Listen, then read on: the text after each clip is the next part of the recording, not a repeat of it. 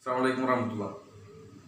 പ്രിയപ്പെട്ടവർ, ഇന്ന് നമ്മളൊപ്പം ഉള്ളത് പെരിന്തൽമണ്ണ നിയോജക മണ്ഡലം മുസ്ലിം സ്റ്റുഡൻറ് ഫെഡറേഷൻ MSFന്റെ ജനറൽ സെക്രട്ടറി സ്ഥാനം അലങ്കരിച്ചിരുന്ന പ്രസംഗവേദിയിലെ പ്രോട്ടോജല പ്രഭാഷകൻ, പാർട്ടിയുടെ വേദികളിലൊക്കെ പാർട്ടി കാര്യങ്ങൾ കൃത്യമായി പ്രതിപാദിച്ചുകൊണ്ട് പ്രോട്ടോജല പ്രഭാഷണം നടത്തുന്ന പ്രിയപ്പെട്ട എൻ്റെ പ്രിയ സുഹൃത്ത് നബീൽ വട്ടപ്പറമ്പാണ് നമ്മോടൊപ്പം ഇവിടെ ഇന്നത്തെ വീഡിയോയിലുള്ളത്.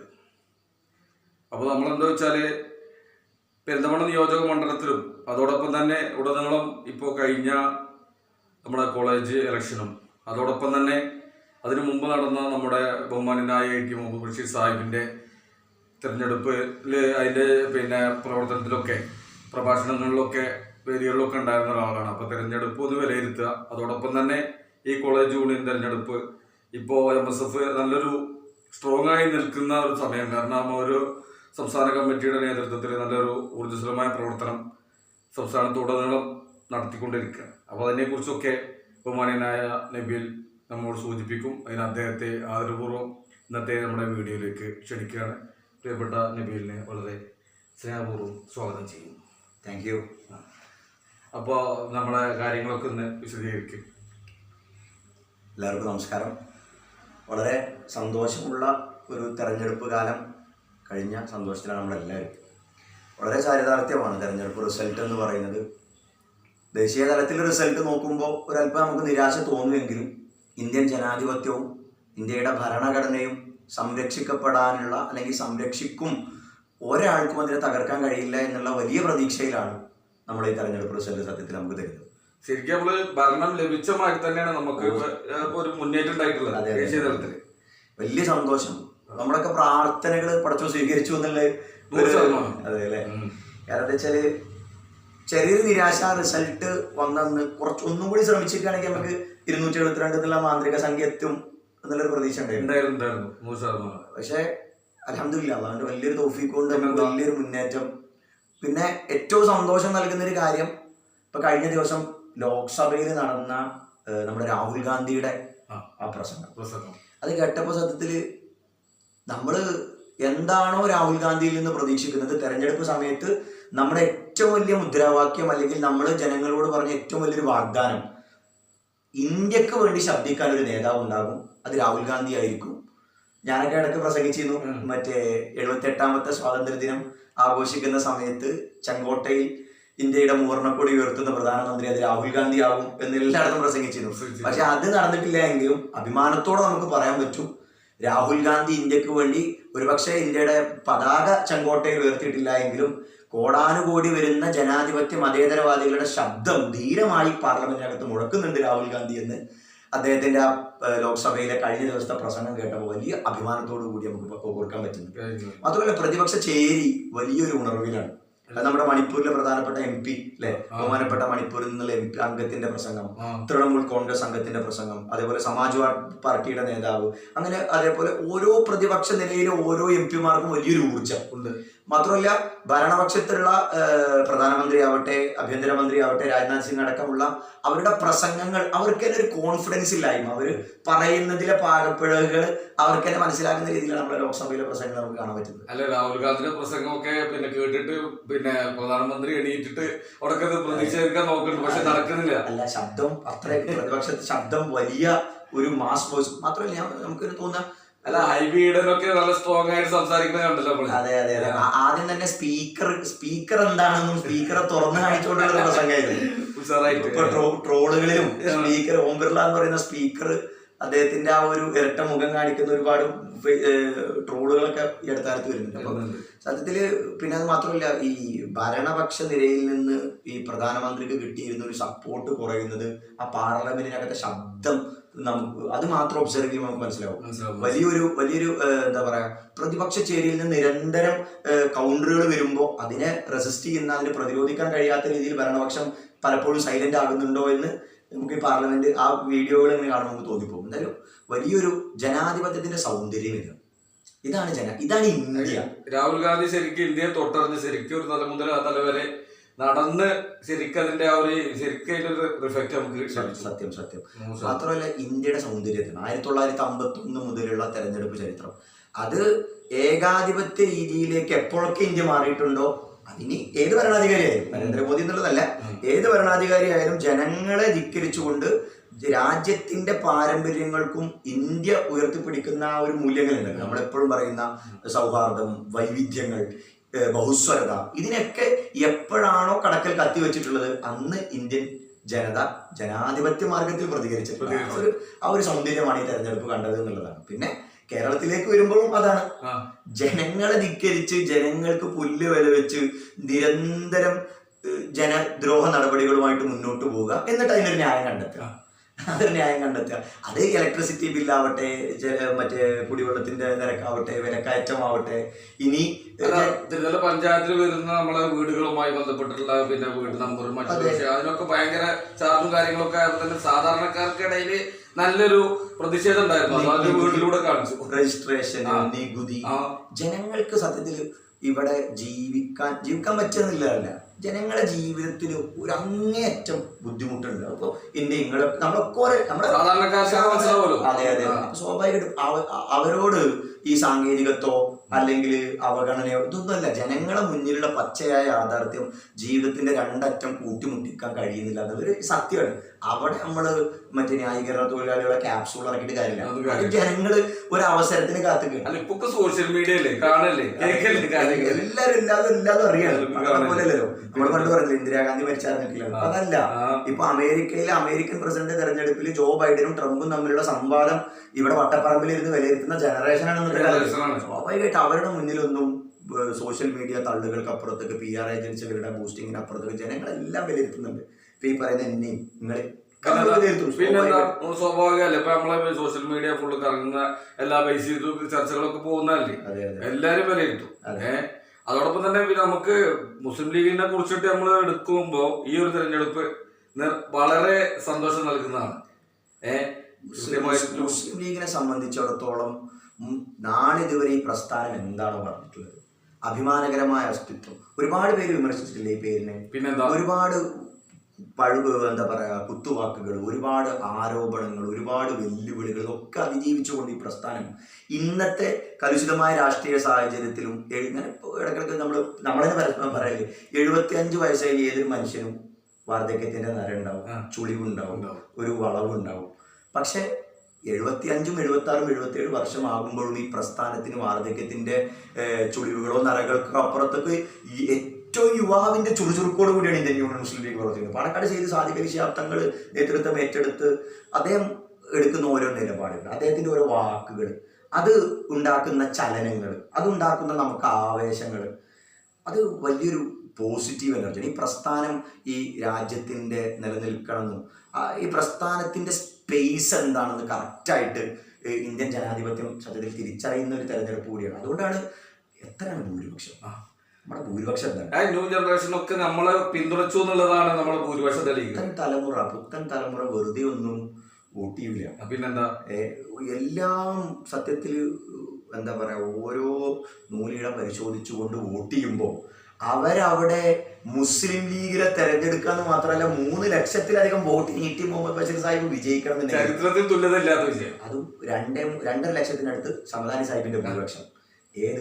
ഏറ്റവും കൂടുതൽ ഫുൾ A+ ഉള്ള മലപ്പുറം ജില്ല, ഏറ്റവും കൂടുതൽ വിദ്യാഭ്യാസ പുരോഗതിയുള്ള, ഏറ്റവും കൂടുതൽ സ്കൂളുകളുള്ള മലപ്പുറം ജില്ല, ഏറ്റവും കൂടുതൽ കോളേജുകളുള്ള മലപ്പുറം ജില്ല, ഏറ്റവും കൂടുതൽ സർവകലാശാലകളുള്ള മലപ്പുറം ജില്ല. ഈ മലപ്പുറം ജില്ല ഇത്രയും തന്നെ വിദ്യാഭ്യാസ രംഗത്ത് ഇത്രയും പുരോഗതിയുള്ള മലപ്പുറം ജില്ലയിലെ പുതിയ തലമുറ മുസ്ലിം ലീഗിനെ തെരഞ്ഞെടുക്കുന്നുണ്ട് എങ്കിൽ അത് വെറുതെ അല്ല 100%. പിന്നെ ഞാൻ നേരത്തെ 1-2 ചർച്ച സൂചിപ്പിച്ചിട്ടുണ്ടായിരുന്നു.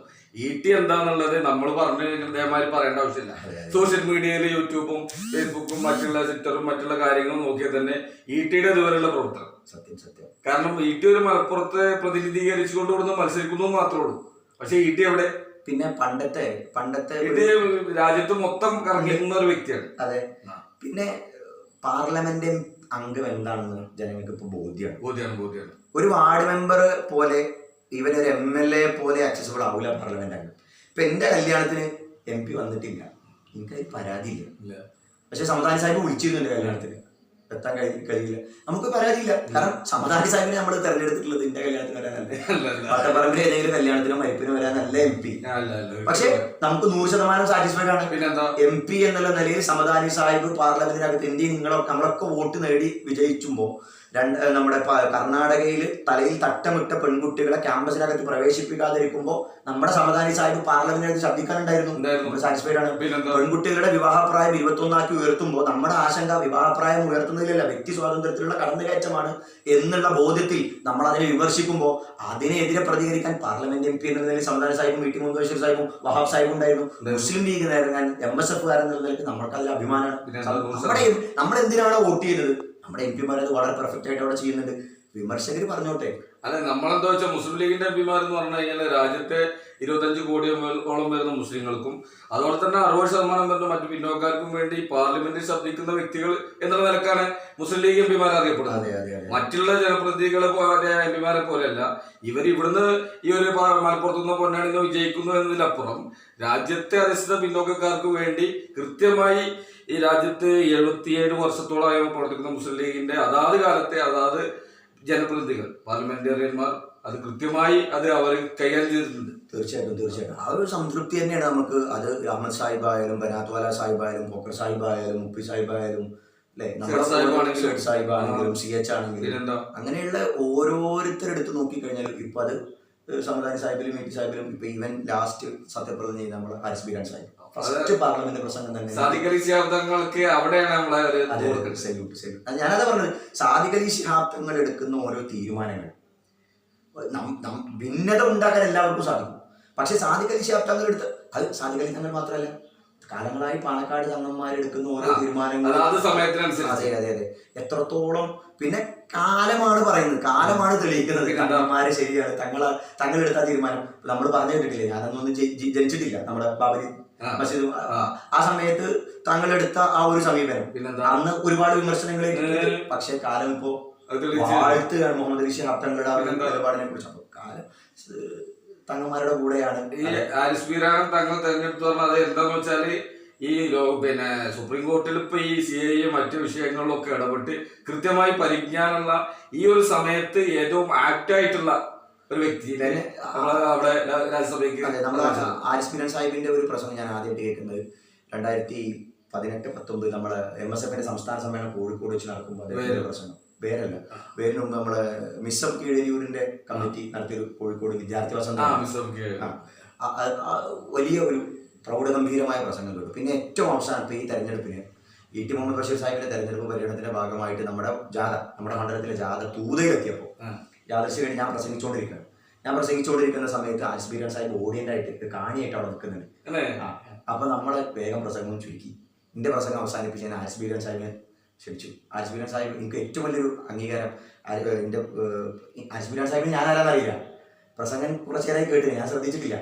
പിന്നെ എനിക്ക് കൈ തന്നിട്ട് പറഞ്ഞു ഈ പോകല്ലോ, എനിക്ക് അതിനോട് സംസാരിക്കാണ്ട് ഉഷാറ് പ്രസംഗമാണെന്ന് പറഞ്ഞു. നമുക്ക് കിട്ടുന്ന ഏറ്റവും വലിയൊരു അംഗീകാരമാണ്. എന്നിട്ട് ഞാൻ ഹാരിസ് ബീരാൻ സാഹിബ് ഏകദേശം ഒരു 1.25 മണിക്കൂർ തൂത് അങ്ങാടിയിൽ കിട്ടി, കുറച്ച് ലേറ്റായി എത്താൻ പ്രസംഗിച്ചു. അടിപൊളിയായിട്ട് നമ്മുടെ ഭരണഘടനയുടെ സംരക്ഷണവും ഇപ്പൊ നടക്കുന്ന ജനാധിപത്യ ധ്വംസനങ്ങളും അക്കമിട്ട്. പിന്നെ അദ്ദേഹം ഉത്തരേന്ത്യയിൽ കണ്ട യാഥാർത്ഥ്യം, നമ്മുടെ ഈ കേരളത്തിൽ മലപ്പുറം ജില്ലയിൽ പെരിന്തൽമണ്ണയിൽ വട്ടപ്പറമ്പിൽ പൂവത്താണിയിൽ കരിക്കലത്താണിയിൽ ഇരുന്നിട്ട് നമ്മൾ ഈ കൊടി പിടിക്കുന്ന പോലെ അല്ലല്ലോ. അവർ ഉത്തരേന്ത്യയിൽ ഈ പ്രസ്ഥാനത്തെ വളർത്തുകയും അതിന്റെ അപ്പുറത്തേക്ക് പച്ചയായ മനുഷ്യന്മാരെ കാണാൻ അവിടെ പച്ചയായ മനുഷ്യന്മാരെ. ഞാനിപ്പോ കഴിഞ്ഞ ദിവസം ഞങ്ങൾ പോണ്ടിച്ചേരിയിൽ ഒരു യാത്ര പോയി. പോണ്ടിച്ചേരി യാത്ര പോയ സമയത്ത് നമ്മുടെ ഒരു സുഹൃത്തിന്റെ ഒരു പേഴ്സണൽ ആവശ്യങ്ങൾക്ക്, ഒരു നിയമപരമായ ആവശ്യങ്ങൾക്ക് വേണ്ടി അവിടെ KMCC ഉണ്ട് എന്നുള്ളത് തന്നെ നമുക്ക് പുതിയ അറിവാണ്. പൊടിച്ചേരി വിഷയം പിന്നെ മിഞ്ഞാന്ന് ഞാൻ ബാംഗ്ലൂർ പോയിരുന്നു. മിഞ്ഞാന്ന് ബാംഗ്ലൂർ പോയപ്പോ AIKMCC അവിടെ 100 പിന്നെ പെൺകുട്ടികളുടെ വിവാഹം നടത്തുന്ന AIKMCC അവിടെ ശാബ്ദങ്ങൾ ഹ്യൂമാനിറ്റി എന്നിട്ട് പിന്നെ ശാബ്ദങ്ങൾ സെൻട്രൽ ഹ്യൂമാനിറ്റി പറഞ്ഞിട്ടൊരു സ്ഥാപനം ഉണ്ടാവും. 4 ആംബുലൻസുകൾ ഉണ്ട്. അതുപോലെ തന്നെ 38 യൂണിറ്റ് പാലിയേറ്റീവ് പ്രവർത്തനം നടത്തുന്നുണ്ടാവും. പിന്നെ പോരാത്തത് പിന്നെ അവിടെ ഒരു 10-30 റൂമുണ്ട് ഈ ബിൽഡിങ്ങിൽ. പിന്നെ ക്യാൻറ്റീൻ ഉണ്ട്, എല്ലാവിധ സൗകര്യങ്ങൾ. പാലിയേറ്റീവ് പ്രവർത്തനം എന്ന് പറഞ്ഞാൽ 30 യൂണിറ്റിന് കീഴിൽ പിന്നെ ബാംഗ്ലൂർ ടൗണ് മുഴുവൻ കേന്ദ്രീകരിച്ചിട്ടാണ് അവിടെ പിന്നെ ഈ പ്രവർത്തനം നടത്തുന്നത്. വർഷത്തിൽ ഒരിക്കൽ അവിടെ വിവാഹങ്ങളൊക്കെ നടത്തി. ആ സ്ഥാപനത്തിൽ ഞാൻ സന്ദർശിച്ചു. അവിടുത്തെ കാര്യങ്ങളൊക്കെ അറിഞ്ഞപ്പോൾ വളരെ സന്തോഷം. അതേപോലെ തന്നെയാണ് ഞങ്ങൾ കഴിഞ്ഞ ദിവസം മറ്റേ നമ്മൾ പോയപ്പോ പോണ്ടിച്ചേരി യൂണിവേഴ്സിറ്റിയുടെ പുറത്ത് MSFന്റെ കൊടി ഇങ്ങനെ പാറി കളിക്കാം. അതന്നെ നമുക്ക് വലിയൊരു സന്തോഷം, അഭിമാനം. നമ്മുടെ കുറ്റിപ്പുറം പാലം കടക്കില്ലെന്ന് പറഞ്ഞാലേ പോണ്ടിച്ചേരി സർവകലാശാലയുടെ മുന്നിൽ റോഡ് സൈഡിൽ മുഴുവൻ MSFന്റെ കൊടിയാണ്. മറ്റു പാർട്ടികളെ കൊടിയുടെ അപേക്ഷിച്ച് MSFന്റെ കൊടിയാണ് അവിടെ കൂടുതൽ. വലിയ സന്തോഷം. നമ്മുടെ യൂണിവേഴ്സിറ്റി കാലത്ത് കയറി അവിടെ നമ്മുടെ കുട്ടികളെ ഹെൽപ്പ് ഡെസ്ക് അവരെ സഹായിക്കുന്ന ഒരു നാസർക്ക, KMCCയുടെ നേതാവ് പ്രിയപ്പെട്ട നാസർക്കാനെ പരിചയപ്പെട്ടു. നാസർക്ക് നമുക്ക് വേണ്ട സഹായങ്ങൾ ചെയ്തു. അപ്പൊ നാസർക്ക് ഇങ്ങനെ അവിടുത്തെ ഓരോ പ്രവർത്തനങ്ങളെ കുറിച്ച് പറയാം. അവിടെ ആംബുലൻസ് ഉണ്ട്. ജിഗ്മർ ഹോസ്പിറ്റലുമായി ബന്ധപ്പെട്ട് ഇനിയിപ്പോൾ നമ്മുടെ CH സെന്ററിന് സമാനമായ രീതിയിൽ സാദിഖലി തങ്ങൾ ചെയർമാനായിട്ടുള്ളൊരു മറ്റേ നമ്മുടെ ഒരു രൂപം ഉണ്ടാക്കി അവിടെ ഇനി CH സെന്ററിന് സമാനമായ രീതിയിൽ ആളുകളെ അവിടെ ഇപ്പോഴും കഞ്ഞി കൊടുക്കുന്നുണ്ട്. പോണ്ടിച്ചേരിയിൽ KMCC അവിടെ രോഗികളെ സഹായിക്കണം. അവിടെ മുസ്ലിം ലീഗിന് MP വാർഡ് മെമ്പർ പോലും ഉണ്ടാവില്ല.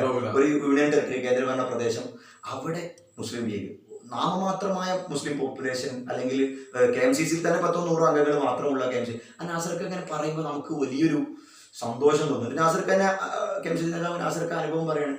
അവരുടെ സഹായം കിട്ടിയവർ പിന്നീട് നാട്ടിൽ വന്ന് നന്ദി കാണിക്കുമ്പോൾ അതാണ് ഏറ്റവും വലിയ. ഞാൻ ആലോചിച്ചു, നമ്മുടെ ഇവിടെ പല പാർട്ടിക്കകത്തുണ്ടാകുന്ന ചെറിയ അഭിപ്രായ പ്രയാസങ്ങളൊക്കെ നമ്മളിങ്ങനെ പറയുമ്പോൾ അവരവിടെ പോണ്ടിച്ചേരിയിൽ വാർഡ് മെമ്പറോ അല്ലെങ്കിൽ പഞ്ചായത്ത് പ്രസിഡന്റോ MLA MP രാജ്യസഭയോ ഒന്നും കണ്ടിട്ടല്ല. പടച്ചോന്നിരുന്നുള്ള മാത്രം കൂടി ഇതൊരു ആരാധനയായി എടുത്തുകൊണ്ട്, ഇബാദത്തായി എടുത്തുകൊണ്ട് അവർ അങ്ങനെ നിഷ്കളങ്കരായിട്ടുള്ള പ്രവർത്തകരുടെ പ്രവർത്തനവും പ്രാർത്ഥനയുമാണ് ഈ മികച്ച വിജയം എന്നാണ് എൻ്റെ അഭിപ്രായം. 100%. അതെന്താ വെച്ചാൽ നേരത്തെ സൂചിപ്പിച്ച പോലെ തന്നെ നമ്മളൊരു ജനപ്രതിനിധികളുടെ അപ്പുറം രാജ്യത്തെ ഏത് നീർന്ന പ്രശ്നങ്ങളിലും ഇടപെടുന്ന ജനപ്രതിനിധികളാണ് മുസ്ലിം ലീഗ് ജനപ്രതിനിധികൾ എന്നുള്ളതല്ല. അതുപോലെ തന്നെ തമിഴ്നാട്ടിൽ നമ്മൾ വിജയിച്ച നവാസ് ഗനി 1.5 ലക്ഷം വോട്ടിന്റെ മുകളിലാണ്. ആരായിട്ട് മത്സരിക്കുന്നത്? മുൻ മുഖ്യമന്ത്രി പനീർശെൽവത്തോടെ മത്സരിച്ചത്. അപ്പൊ അതൊക്കെ എടുത്തു പറയണ്ട. അവിടെയൊക്കെ മുസ്ലിം ലീഗിനെ ആ കോടി ചിഹ്നം തെരഞ്ഞെടുക്കപ്പെടുവാൻ പാർട്ടി, പ്രസ്ഥാനം ജനങ്ങൾക്ക് ചെയ്ത ഉപകാരങ്ങൾ ചെറുതല്ല. ജനങ്ങളെല്ലാം നന്ദിയുള്ളവരാണ്. നമ്മൾ പലപ്പോഴും നമുക്ക് എന്തെങ്കിലും ഒരു തിരിച്ചടി വരുമ്പോൾ നന്ദിയില്ലാത്തവരായിട്ടും അല്ലെങ്കിൽ അങ്ങനെ ഒരിക്കലുമില്ല. നമ്മളങ്ങനെ ആ ഒരു അറിയാതെ പോലെ നമ്മുടെ വായിൽ നിന്ന് അങ്ങനെ ഒരു വാക്ക് വരാൻ പാടില്ല. ജനങ്ങളെല്ലാം നന്ദിയോടുകൂടി സ്മരിക്കുന്നു, ജനങ്ങളെല്ലാം വിലയിരുത്തുന്നുണ്ട്. അതിന്റെ ഏറ്റവും ബെസ്റ്റ് തെളിവല്ലേ നേരത്തെ നിങ്ങൾ സൂചിപ്പിച്ചതുപോലെ ക്യാമ്പസ് തെരഞ്ഞെടുപ്പ്.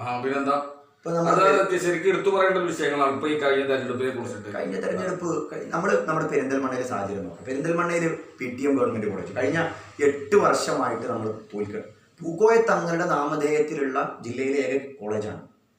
പൂക്കോയ തങ്ങളെ പോലെ മുസ്ലിം ലീഗ് പ്രസ്ഥാനത്തിന്റെ ഏറ്റവും സമാദരണീയനായ നേതാവിന്റെ പേരിൽ അറിയപ്പെടുന്ന ഒരു കലാലയം വർഷങ്ങളായിട്ട് നമ്മൾ തോൽക്കുകയാണ്. വലിയ തോൽവികളാണ്. 2019 ഞാൻ മണ്ഡലം MSF ജനറൽ സെക്രട്ടറി തെരഞ്ഞെടുക്കുന്നത്. 2019 നമ്മൾ തെരഞ്ഞെടുക്കുമ്പോൾ എൻ്റെ ആദ്യത്തെ ഒരു വാശി സത്യത്തിൽ PTM ഗവൺമെൻറ് കോളേജിൽ MSF വിജയിക്കണം. അതിനുശേഷം ഞാൻ പടിയിറങ്ങുള്ളൂ ആഗ്രഹമായിരുന്നു.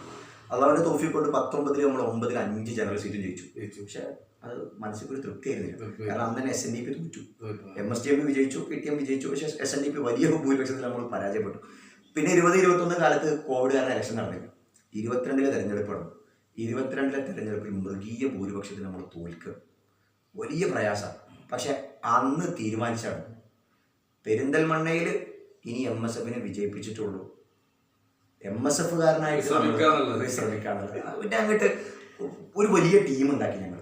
MSFന് പെരിന്തൽമണ്ണയിൽ ഒരു വലിയ ടീം, എന്തിനും റെഡി ആയിട്ടുള്ള നേതൃത്വത്തിന്റെ പരിപൂർണ്ണ, മുസ്ലിം ലീഗിന്റെ പരിപൂർണ്ണ പിന്തുണ, MLAയുടെ വലിയ പിന്തുണ, അതേപോലെ യൂത്ത് ലീഗിന്റെ വലിയ സഹായം, KMCCയുടെ വലിയ സഹായങ്ങൾ, സർവീസ് ബാങ്കുകളുടെ വലിയ പിന്തുണ, എല്ലാ പോഷകങ്ങളും STU അടക്കമുള്ള STU നേതാക്കന്മാരുടെ വലിയ പിന്തുണ. ഇങ്ങനെ ഞാൻ നേതാക്കന്മാരുടെ പേര് നീണ്ട നിരണ്ടാവും. അപ്പൊ അതുകൊണ്ട് നമ്മുടെ സമയം അതിനെ അപകരിക്കുന്നുള്ളതുകൊണ്ടാണ് വലിയ പിന്തുണ. എല്ലാവരും നന്ദിയോടുകൂടി സ്മരിക്കണം. അവരൊക്കെ സഹായത്തോടെയാണ് 2023 കോളേജ് തിരഞ്ഞെടുപ്പിൽ നമ്മൾ കിട്ടുക. PTM ഗവൺമെന്റ് കോളേജിൽ 9 ജനറൽ സീറ്റിൽ 9 MSF വിജയിച്ചു. ചരിത്രം 9-9. അതും വിജയിക്കുന്നത് നമ്മൾ പരാജയപ്പെട്ടിരുന്നത് 10-15 വോട്ടിനേക്കാണ്.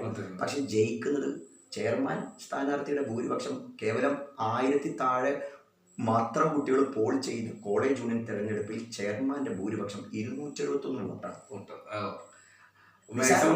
മാക്സിമം വോട്ട് നമുക്ക് അവിടെ കിട്ടിയത്. ഏറ്റവും കുറഞ്ഞ ഭൂരിപക്ഷം, അതായത് നമ്മുടെ യൂണിയൻ ഭാരവാഹികളിൽ ജയിച്ച ഏറ്റവും കുറഞ്ഞ ഭൂരിപക്ഷം 223 വോട്ടാണ്. അതായത് 200ന്റെ മുകളിലാണ് എല്ലാവരുടെയും ഭൂരിപക്ഷം. കോളേജ് യൂണിയൻ തെരഞ്ഞെടുപ്പിൽ ഇത് മൃഗീയ ഭൂരിപക്ഷമാണ്. പിന്നെന്താ, അതും പ്രത്യേകിച്ച് അവരുടെ പോക്കറ്റ് അവർ എന്നും അഹങ്കരിച്ചിരുന്ന അഹങ്കാരാണ് എല്ലായിടത്തും. SNDP എന്താ സംഭവിച്ചത്? SNDP അത് തെരഞ്ഞെടുപ്പിൽ പിന്നെ ഇപ്പൊ ഈ ലോക്സഭാ തെരഞ്ഞെടുപ്പിൽ കേരളത്തിലെ പിന്നെ ഉണ്ടായ അമ്പേ പരാജയം അഹങ്കാരത്തിലാണ്. ഇതിട്ട് പഠിക്കുന്നില്ല. കോളേജ് യൂണിയൻ തെരഞ്ഞെടുപ്പ് ഒരു ചൂണ്ടുപലകയായിരുന്നു. അഹങ്കാരാണ്, എല്ലായിടത്തും തോറ്റിട്ടുണ്ട്. വർഷങ്ങളായി ജയിച്ചിരുന്ന NSS മഞ്ചേരി തോറ്റു, വിക്ടോറിയ തോറ്റു, NSS ഒറ്റപ്പാലം തോറ്റു, SNDS പട്ടാമ്പി ഇവിടെയൊക്കെ തോറ്റുമ്പോഴും പാഠം പഠിക്കുന്നില്ല. SNDP നമ്മൾ വിജയിച്ചു. MST നമ്മൾ എന്നും വിജയിച്ചു പോരുന്ന ക്യാമ്പസാണ്, നമ്മളത് നിലനിർത്തി. അൽജാമിയയിൽ നമുക്ക് വലിയ മുന്നേറ്റം ഉണ്ടാക്കാൻ സാധിച്ചു. നമ്മുടെ മണ്ഡലത്തിന് മാത്രം കാര്യം പറയണം.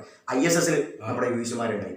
പെരിന്തൽമണ്ണ നിയോജക മണ്ഡലത്തിൽ 10 UVCമാരാകെ യൂണിവേഴ്സിറ്റി യൂണിയൻ കൗൺസിലർമാരും ആകെ 10 എണ്ണമാണ്. ഈ 10 എണ്ണത്തിൽ ഒന്നുപോലും SFI ഇല്ല. ഒന്നുപോലും SFI ഇല്ല എന്നുള്ളതാണ് ഏറ്റവും വലിയ സന്തോഷം. പിന്നെ ഫ്രട്ടേണിറ്റിക്കാ, ബാക്കിയെല്ലാം MSFനാണ്. ബാക്കിയെല്ലാം അതുകൊണ്ടാണ് വളരെ ചാരിതാർത്ഥ്യത്തോടു കൂടി നമുക്ക് MSF മണ്ഡലം ഭാരവാഹിത്വം നമുക്ക് എന്ത് ചെയ്യാൻ പറ്റുന്നത്, സന്തോഷത്തോടു കൂടി രാജിവെക്കാൻ കഴിയുന്നത്.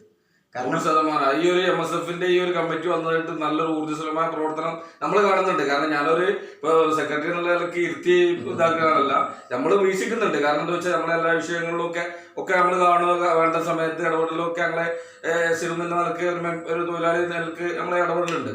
പക്ഷെ ആ വലിയൊരു മുന്നേറ്റം ബഹുമാന അലി സാഹിബ് ഇവിടെ പിന്നെ MLA ആയിരുന്ന സമയത്ത് തുടങ്ങിയ ആ ഒരു മുന്നേറ്റം നജീബ് കാന്തപുരം MLA വന്നതോടുകൂടെ വളരെ ഊർജ്ജസ്വലമായി. അതൊരു യൂത്ത് ലീഗിന്റെ ഒരു സീനിയർ വൈസ് പ്രസിഡന്റ് എന്നുള്ള നിലക്കാണ് അതേ MLA ആ സമയത്ത്.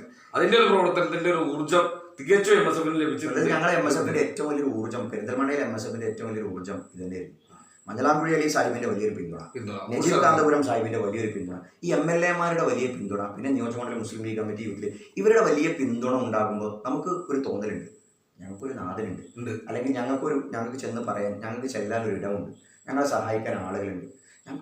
ഈ ഓരോ വർഷവും 5, 6, 7 ലക്ഷം രൂപയാണ് കോളേജ് യൂണിയൻ തെരഞ്ഞെടുപ്പുകൾ ചെലവരുന്നത്. ഈ MSF വരെ ജോലിയും കൂലിയില്ലാത്ത ഞങ്ങൾ MSF വരെ എവിടെ നിന്ന് ഉണ്ടാക്കും? പിന്നെ മാത്രമല്ല ഈ പ്രാദേശികമായിട്ടുള്ള വലിയ പ്രാർത്ഥനകളുണ്ട്. MSFനെ നോക്കിക്കാണുന്ന വലിയൊരു സമൂഹമുണ്ട്. അത് വലിയൊരു അംഗീകാരമാണ്. വളർന്നു വരുന്ന ഒരു തലമുറനെ വീക്ഷിക്കുന്നുണ്ട്, അംഗീകരിക്കുന്നുണ്ട്, നേട്ടങ്ങളിൽ അംഗീകരിക്കുന്നുണ്ട്. നമ്മൾക്ക് വരുന്ന പാകപ്പിഴവുകൾ അവർ ചൂണ്ടിക്കാണിക്കുന്നു, ഒട്ടും തന്നെ കളങ്കമില്ലാതെ ചൂണ്ടിക്കാണിക്കുന്നുണ്ട്. നല്ല വിമർശനങ്ങൾ നമ്മൾ ഉൾക്കൊള്ളുന്നുണ്ട്. അങ്ങനെ തന്നെ നമുക്ക് മുന്നോട്ട് പോകാൻ കഴിയുള്ളൂ. അതേ മുന്നോട്ട് പോക്കാണ് നമുക്ക് അങ്ങേറ്റം സന്തോഷമാണ് കാലിക്കറ്റ് സർവകലാശാല. കാലിക്കറ്റ് യൂണിവേഴ്സിറ്റി നമ്മളൊരു തിരിച്ചു പിടിച്ചു. നമ്മൾ ഒരു പ്രതിപക്ഷത്തിരിക്കെ നമുക്ക് ഭരണമില്ല. 28 വർഷം കഴിഞ്ഞിട്ടാണ് അല്ല, യൂണിയൻ നമുക്ക് 8 വർഷങ്ങൾക്ക് UDF ഭരിക്കുന്ന സമയത്ത് നമുക്ക് ഭരണം കിട്ടിയിട്ടുണ്ട്. നമ്മൾ പ്രതിപക്ഷത്തിരിക്കെ ചരിത്രത്തിൽ ആദ്യമായിട്ടാണ് നമ്മൾ യൂണിവേഴ്സിറ്റി യൂണിയൻ 8 വർഷത്തിന് ശേഷം നമുക്ക് വലിയ വിജയം, നല്ല മാർജിനിലാണ് നമ്മൾ ജയിക്കുന്നത്. അതിന് എടുത്തു പറയേണ്ടത് PK നവാസ് പ്രസിഡന്റ്, സംസ്ഥാന പ്രസിഡന്റ്, CK നജാഫ്, അതേപോലെ തന്നെ അഷറഫ് പെരുമുക്ക് നമ്മുടെ സ്റ്റേറ്റ് ട്രഷറർ, അതേപോലെ ഷറഫ് ഉപ്പിലാക്ക്. ഇവരുടെ ഒരു ടീം വർക്ക് ഉണ്ട്. സത്യത്തിൽ ഒരു യൂണിറ്റ് കമ്മിറ്റി എങ്ങനെയാണോ ഒരു കോളേജ് യൂണിയൻ പിടിക്കാൻ വെറും വാശിയോടുകൂടി പ്രവർത്തിക്കുന്നത്, അല്ലെങ്കിൽ ഒരു മണ്ഡലം MSF കമ്മിറ്റി എങ്ങനെയാണോ കോളേജുകൾ പിടിക്കാൻ ആവശ്യം കാണിക്കുന്നത്, അതിൻ്റെയൊക്കെ 10 ഇരട്ടിയാണ്. ഊണും ഉറക്കം നമ്മളിങ്ങനെ പറയില്ല, ആലങ്കാരികമായിട്ട് ഊണും ഉറക്കവും ഇല്ലാതെ രാവും പകലും. അതിൽ അതാണ് നവാസ് ഖാൻ്റെയൊക്കെ ഒരു ലൈഫ്. ഈ യൂണിവേഴ്സിറ്റി യൂണിയൻ നമുക്കറിയാം, നമ്മൾ അനുഭവിച്ച രാത്രി 10, 12 മണിക്ക് നവാസ് ഖാൻ നമ്മളിരിക്കുന്ന ഇതേ സെറ്റിൽ ഇരുന്ന് ഞാൻ നവാസ് ഖാൻ സംസാരിച്ചിട്ടുണ്ട്. എത്രയോ കിലോമീറ്ററുകൾക്ക് അപ്പുറത്ത് വള്ളിക്കുന്ന് മണ്ഡലത്തിലുള്ള PK നവാസ് എന്ന് പറയുന്ന സ്റ്റേറ്റ് MSFന്റെ പ്രസിഡന്റ് ഇതാ ഇവിടെ ഞാനും അഷറഫ് കെ സംസാരിക്കുന്നത് പോലെ മണിക്കൂറുകളോളം സംസാരിച്ചത്. പറയുന്നത് വേറെ ഒന്നുമില്ല, ക്യാമ്പസ് പിടിക്കണം, കോളേജ് പിടിക്കണം, യൂണിവേഴ്സിറ്റി പിടിക്കണം. ഇതാണ് ആ ഒരു ആത്മാർത്ഥമായ, നമ്മൾ കേട്ടിട്ടില്ലേ, when you really want something the entire universe conspires helping you achieve it. നമ്മൾ ആത്മാർത്ഥമായിട്ടൊരു കാര്യം ആഗ്രഹിച്ചാൽ ഈ പ്രപഞ്ചം മുഴുവൻ അതിനുവേണ്ടി കൂടാതെ എന്നാണ് പൗലോ പറഞ്ഞതാണ്. സത്യത്തിൽ നവാസ്ക ആത്മാർത്ഥമായിട്ട് ആഗ്രഹിച്ചിരുന്നു, നവാസ്കയുടെ ടീമും ആ MSF സ്റ്റേറ്റ് കമ്മിറ്റിയും ആത്മാർത്ഥമായിട്ട് ആഗ്രഹിച്ചിരുന്നു യൂണിവേഴ്സിറ്റി യൂണിയൻ പിടിക്കണം. അപ്പോൾ പഠിച്ചതിനുള്ള സാഹചര്യങ്ങൾ ഒരുക്കിയെന്ന് ഞാൻ ആ MSFന്റെ പറയുമ്പോൾ ഞാൻ ആ വേര് പ്രോഗ്രാം കോഴിക്കോട് നടന്നത്. ഞാൻ ആ പരിപാടി പങ്കെടുത്തപ്പോൾ ആയിരക്കണക്കിന് വിദ്യാർത്ഥികളെ കണ്ട് ആ അന്ന് പൊട്ടുപോയത് 15,000-ഓളം വിദ്യാർത്ഥികളുണ്ട്. 15,000. അത് ചെറിയ ഊർജ്ജമൊന്നും അല്ല കേരളത്തിലൂടെ കിട്ടിയിട്ടുള്ളത്. ആ ഒരു വേര് വേര് ഊന്നിറങ്ങിപ്പോയി. പിന്നെ വേര് ഊന്നിറങ്ങി, പിന്നെ ക്യാമ്പസുകളിലേക്ക് അത് പടർന്നു, അത് വൃക്ഷമായി മാറി പന്തലിച്ച് ഇപ്പൊ സർവകലാശാലകൾ പിടിച്ചെടുക്കും.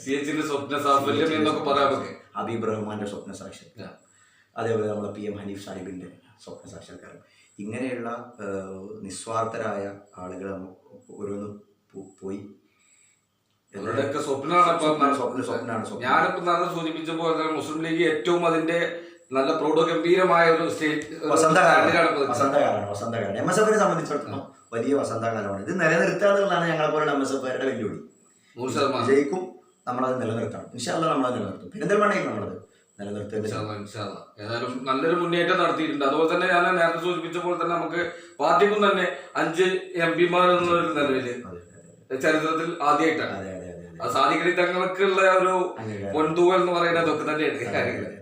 കൃത്യമായി തന്നെ അത് പിന്നെ പാർട്ടിക്ക് ഒരു അതേപോലെ തന്നെ നമ്മള് ഇലക്ഷൻ റിസൾട്ടില് നമുക്ക് കോൺഗ്രസിന്റെ ജനപ്രതിനിധികൾ MP-മാർ പറഞ്ഞ കാര്യങ്ങള് മുസ്ലിം ലീഗ് എത്രത്തോളം ഉണ്ടായിരുന്നു എന്നുള്ളതിനെ കുറിച്ച് അത് നോക്കി കോൺഗ്രസിനെ നമ്മളെ അടർത്തി മാറ്റാൻ ശ്രമിക്കുന്നവരുണ്ട് അല്ലെ.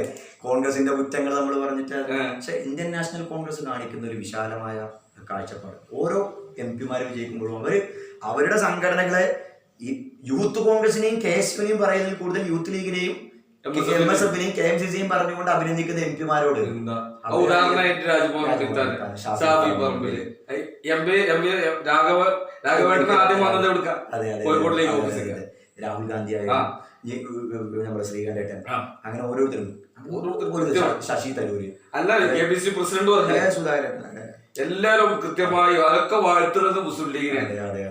പിന്നെ നമ്മുടെ മറ്റേ ഈ പിന്നെ ഇലക്ഷനില് പരാജയപ്പെട്ട മുരളിയേട്ടനടക്കം കൃത്യമായി പിന്നെ സാധിക്കൽ വന്ന് അവിടെ പ്രചരണത്തിന് വന്ന ഭാഗങ്ങളിലൊക്കെ വലിയ മുന്നേറ്റം ഉണ്ടായി. ഗുരുവായൂർ മണ്ഡലത്തില്, തൃശ്ശൂർ മണ്ഡലത്തില് UDF ലീഡ് ചെയ്ത ഏക മണ്ഡലം ഗുരുവായൂരാണ്.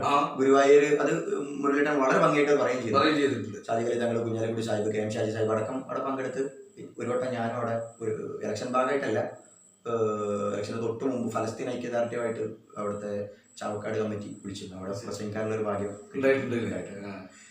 അപ്പൊ അങ്ങനെ നല്ലൊരു മുന്നേറ്റം. അതെന്താ വെച്ചപ്പോ ഈ ഒരു തെരഞ്ഞെടുപ്പിൽ നമ്മൾ കണ്ടതെന്ന് വെച്ചാല് UDF സംവിധാനം ഒരു പാർട്ടി എന്നുള്ള രൂപത്തിലാണ് മത്സരിച്ചതെന്നാണ് നമുക്ക് മനസ്സിലാക്കുന്നത്. അത്രയും വളരെ നമ്മള് കഴിഞ്ഞ ഇലക്ഷനിലൊക്കെ നമ്മളെ കൂടെ ഉണ്ടായിരുന്ന പല ഘടകകക്ഷികളും ഇല്ലാതെ തന്നെ ഈ ഒരു മുന്നേറ്റം നമ്മൾ നടത്തി. കാരണം ഉദാഹരണത്തിന് പിന്നെ മറ്റേ മാണി കോൺഗ്രസ് അവരൊന്നും ഇല്ലാതെയാണ് നമ്മൾ ഈ മുന്നേറ്റം നടത്തി 18 സീറ്റ് എന്നുള്ള ഒരു മുന്നേറ്റം നടത്തിയിട്ടുള്ളത്. UDF-ലും ഇന്ത്യ മുന്നണിയിലും ജനങ്ങൾക്ക് ഒരു പ്രതീക്ഷ ഉണ്ട്.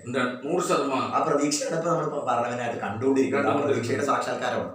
ഏതായാലും ഈ ഗാർഗിയൊക്കെ സൂചിപ്പിച്ച തന്നെ ഈ ഒരു ഭരണം കൂടുതൽ നീണ്ടുപോകില്ല എന്നാണ് പറയുന്നത്.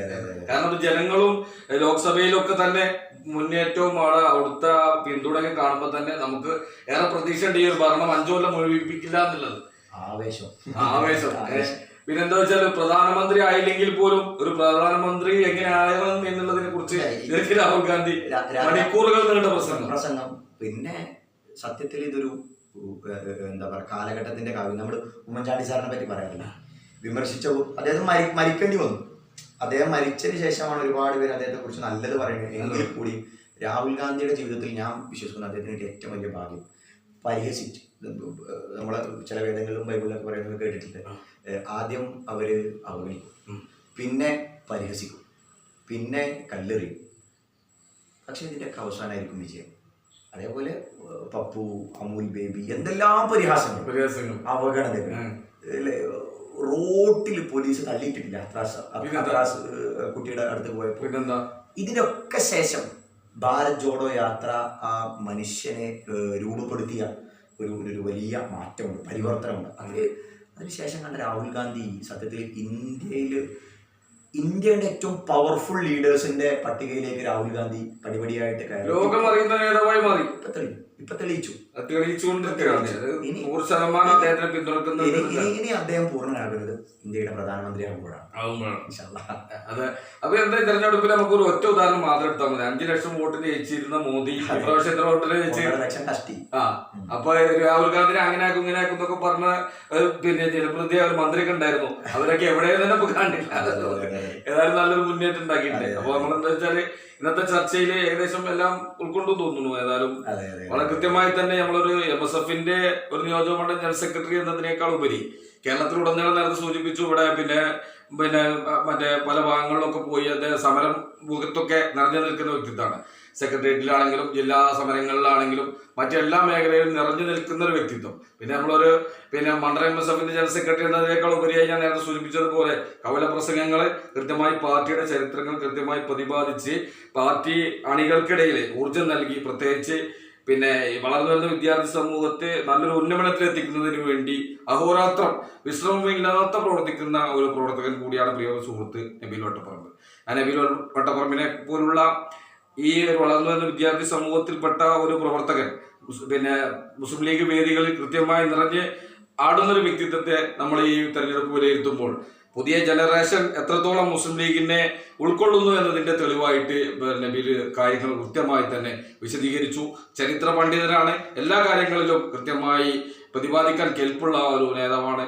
ഭാവിയിൽ ജില്ലാതലത്തിലും അതിനേക്കാൾ ഉപരിയൊക്കെ ആയി നല്ലൊരു പരവാചത്തിൽ മുന്നോട്ട് ഉയർന്നു വരട്ടെ എന്ന് ആത്മാർത്ഥമായി പ്രാർത്ഥിക്കുകയാണ്, ആശംസിക്കുകയാണ്. നേതാക്കളുടെ പൂർണ്ണ പിന്തുണയും ഞങ്ങളെപ്പോലുള്ള സ്വതന്ത്ര തൊഴിലാളികളുടെ STUവിന്റെ എളിയ പ്രവർത്തകൻ എന്ന നിലയ്ക്ക് ഞങ്ങളുടെയൊക്കെ പൂർണ്ണ പിന്തുണ ഞങ്ങൾ നൽകാറുണ്ട്. പാർട്ടി വേദികളിലും അതുപോലെ തന്നെ നമ്മൾ പല അനുസ്മരണ വേദികളിലൊക്കെ കൃത്യമായി അവസരങ്ങൾ നൽകി അദ്ദേഹത്തിന്റെ വാക്കുകളൊക്കെ കൃത്യമായി ഏറ്റെടുത്ത് അതൊക്കെ ഊർജ്ജം നൽകുന്ന രൂപത്തിൽ അദ്ദേഹത്തേക്ക് ഉപയോഗപ്പെടുത്താറുണ്ട്. ഭാവിയിൽ നല്ലൊരു ഊർജ്ജസ്വലതയുള്ള നേതാവായി നബീലിനെ നമ്മൾ പ്രതീക്ഷിക്കുകയാണ്. ഏതായാലും ഇന്നത്തെ ചർച്ചയിൽ വളരെ ഗംഭീരമായി തന്നെ കാര്യങ്ങൾ വിശദീകരിച്ച പ്രിയ സുഹൃത്തിനെ നബീൽ വട്ടപ്പറമ്പിലിനെ STUവിന്റെ പേരിലും ഇന്നത്തെ വീഡിയോയിൽ ഒരു പരിപാടി പങ്കെടുത്ത ഇന്നത്തെ നമ്മളെ MSFന്റെ ജനറൽ സെക്രട്ടറി പദം അലങ്കരിച്ചിരുന്ന ഒരു വ്യക്തി എന്നുള്ള നിലക്കും വളരെ ഹൃദയംഗമായ നന്ദിയും കടപ്പാടും അറിയിക്കാൻ എല്ലാവിധ അഭിനന്ദനങ്ങളും നല്ലൊരു ഭാവി അവസരമാവട്ടെ എന്ന് ആത്മാർത്ഥമായി പ്രാർത്ഥിക്കുന്നു. Thank you. ഓക്കെ, അസ്സലാമു അലൈക്കും വറഹ്മത്തുള്ളാഹി.